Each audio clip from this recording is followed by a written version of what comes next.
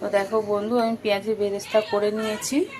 আদা আছে, রসুন আছে, টমেটো আছে, এগুলোকে দিয়ে একটা পেস্ট করে নেবো। এখানে আলুও ভেজে রেখেছি।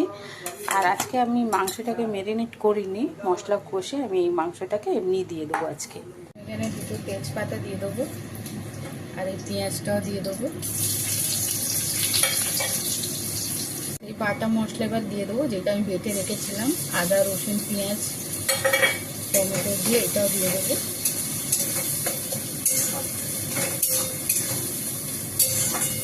এই মশলাও দিয়ে দেবো, জিরে ধনে আছে, হলুদ গুঁড়ো লঙ্কা গুঁড়ো আছে। একবার এইভাবেও বানিয়ে খেয়ে দেখো, আশা করি তোমাদের খুবই ভালো লাগবে। এটা ঝটপট হয়ে যায়, বিশেষ করে যারা বাইরে থাকে ছেলেরা, তারা এইভাবে করে খেতে পারে। কষানো হয়ে গেছে, এবার এই মাংসটা দিয়ে দেবো।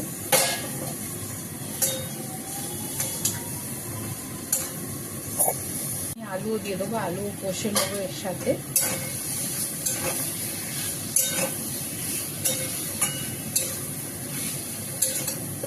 স্বাদ মতো নুন দিয়ে দেবো।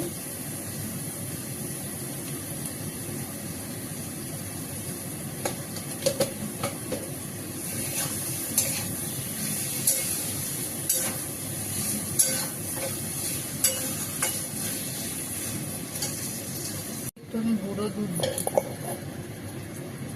দুধ দেবো, অল্প, বেশি দেবো না।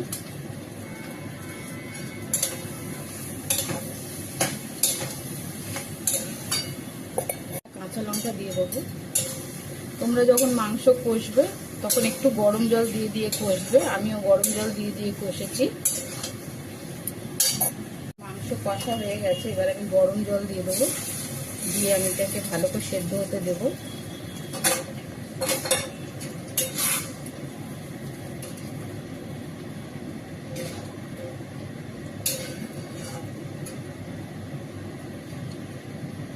আমার মটন হয়ে গেছে, আমি একটু গরম মশলা দিয়ে দেবো।